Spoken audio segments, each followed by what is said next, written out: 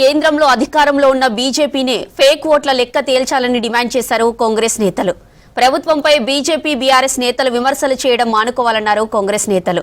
కార్యకర్తల ఫలితంగానే రాష్ట్రంలో కాంగ్రెస్ అధికారంలోకి వచ్చిందన్నారు నేతలు.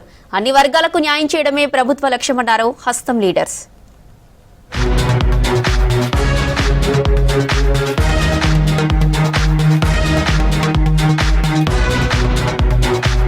రాష్ట్రంలో కాంగ్రెస్ నేతల జనహిత పాదయాత్ర కంటిన్యూ అవుతుంది. ఇందులో భాగంగా రాత్రి వరంగల్ జిల్లాలోని వర్ధన్నపేట అంబేద్కర్ చౌరస్తాలో కార్నర్ మీటింగ్ నిర్వహించారు. బీజేపీ ఓట్ల చోరీకి పాల్పడుతోందని విమర్శించారు. పీసీసీ చీఫ్ మహేష్ కుమార్ గౌడ్ యూరియాపై బీజేపీ బీఆర్ఎస్ తప్పుడు ప్రచారం చేస్తున్నారని మండిపడ్డారు. ఈ కార్యక్రమంలో పెద్ద ఎత్తున ప్రజలు, కాంగ్రెస్ శ్రేణులు పాల్గొన్నారు.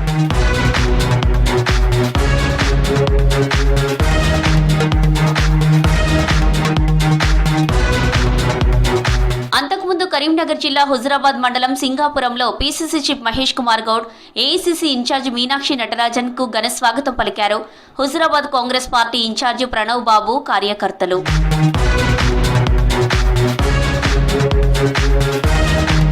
కేంద్ర మంత్రి బండి సంజయ్ దేశ్ముఖ్ లాగా వ్యవహరిస్తున్నారని విమర్శించారు. PCC chief Mahesh Kumar Goud Bandi Sanjay BC అయినా బీసీ రిజర్వేషన్ కోసం అరవింద్ లక్ష్మణ్ లాంటి వాళ్లను అడగకపోవడం శోచనీయమన్నారు. బీజేపీ నేతలు తెలంగాణలో పెద్ద ఎత్తున దొంగ ఓట్లు నమోదు చేయించినట్లు అనుమానాలు ఉన్నాయన్నారు.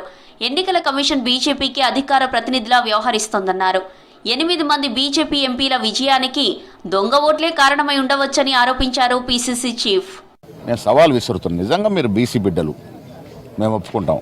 కానీ మీరు ఆ బాధ్యత ఎంత మేరకు నిర్వహిస్తున్నారో ఒకసారి ఆత్మపరిశీలన చేసుకోవాలి. కరీంనగర్లో 2 బెడ్రూమ్ల ఇంట్లో 69 ఓట్లున్నాయి. ఎట్లా సాధ్యమవుతుంది? రాహుల్ గాంధీ గారు మహారాష్ట్ర ఎన్నికల సరళిని పరిశీలించిన తర్వాత కొన్ని రుజువులతో సహా బయటపెట్టినారు. ఒకే ఒక్క సింగిల్ బెడ్రూమ్ ఉన్న ఫ్లాట్లో 49 ఓట్లు దాదాపుగా నమోదైనాయని. అది ఎలా సాధ్యమవుతుంది? మాకు బలంగా అనుమానాలు ఉన్నాయి. ఇక్కడ మొన్న జరిగిన పార్లమెంట్ ఎన్నికల్లో 8 మంది పార్లమెంట్ సభ్యులు గెలిచేటువంటి పరిస్థితి బీజేపీకి లేకుండే. ఇప్పుడు అనూహ్యంగా 8 మంది గెలిచారు. బండి సంజయ్ మంచి మేడతో గెలిచాడు. ఎలక్షన్ కమిషన్ ఆఫ్ ఇండియా నిజాయితీగా, నిష్పక్షపాతంగా ఎంక్వైరీ చేస్తే ఈ 8 మంది గెలిచిన ఎంపీలు గెలిచిన చోట చాలా చోట అవకాశాలు జరుగుండొచ్చు అనేది అనుమానాలు నివృత్తి అవుతాయి. కార్యకర్తల త్యాగాల ఫలితంగానే కాంగ్రెస్ అధికారంలోకి వచ్చిందన్నారు ఏఐసీసీ ఇన్ఛార్జ్ మీనాక్షి నటరాజన్. ప్రజల్లో జరుగుతున్న వాస్తవాలను తెలుసుకునేందుకే జనహిత పాదయాత్ర చేస్తున్నామన్నారు. 2వ రోజు కరీంనగర్, వరంగల్ జిల్లాలో జరిగిన జనహిత పాదయాత్రలో పాల్గొన్నారు నేతలు.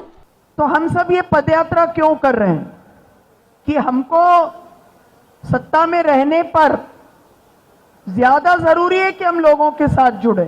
विपक्ष में हम मुद्दे उठाते हैं, लड़ाई लड़ते हैं. सत्ता में आने के बाद इसको सुनिश्चित करना कि जो हमारी सरकार है उसमें लोगों के पास सत्ता है, उसके लिए आपको पैदल यात्रा करना ही पड़ेगा. ప్రభుత్వంపై బీజేపీ బీఆర్ఎస్ నేతల విమర్శలను తిప్పికొట్టాలన్నారు ప్రభుత్వ విప్ ఆది శ్రీనివాస్. మాజీ మంత్రి జీవన్ రెడ్డి కాళేశ్వరం నుంచి చుక్క నీరు తీసుకోకుండా మిడ్మానేరుకు నింపుతున్నామన్నారు నేతలు. రాష్ట్రంలో యూరియా కొరతకు కేంద్రం కారణమన్నారు కాంగ్రెస్ నేతలు. యూరియా కొరతకు సంబంధించి కూడా మనని గ్రామాలలో బదిలీ చేస్తూ ఉన్నారు. రైతుల దగ్గర మనని దోషిగా నిలబెట్టడానికి ప్రయత్నం చేస్తున్నటువంటి వారికి కూడా ఈరోజు మనం చెప్పాల్సిన అవసరం ఉంది. మన బాధ్యత ఉందంటున్నాం. కేటీఆర్ మొన్న ప్రెస్ మీట్లో రాష్ట్ర ప్రభుత్వ పనితీరును తప్పట్టుతున్నాడు. నేను అడుగుతున్నా మీ ద్వారా కేటీఆర్, 10 సంవత్సరాలు ఇంచుమించు మంత్రిగా ఉన్నటువంటి మీ హయాంలో యూరియా కేంద్రం నుంచి వచ్చిందా, ఈ రాష్ట్రంలో మీరు తయారు చేశారని అడుగుతా ఉన్నాం. మీ హయాంలో కూడా కేంద్రం నుంచే వచ్చింది ఢిల్లీకి ఈ యూరియా. ఇప్పుడు కూడా ఢిల్లీ నుంచే భారతీయ జనతా పార్టీ ప్రభుత్వం పంపాలి. కాంగ్రెస్ ఫ్లెక్సీని బీజేపీ నేతలు దగ్ధం చేయడాన్ని నిరసిస్తూ కరీంనగర్ తెలంగాణ చౌక్లో కేంద్ర మంత్రి బండి సంజయ్ దిష్టిబొమ్మను దగ్ధం చేశారు కాంగ్రెస్ లీడర్లు.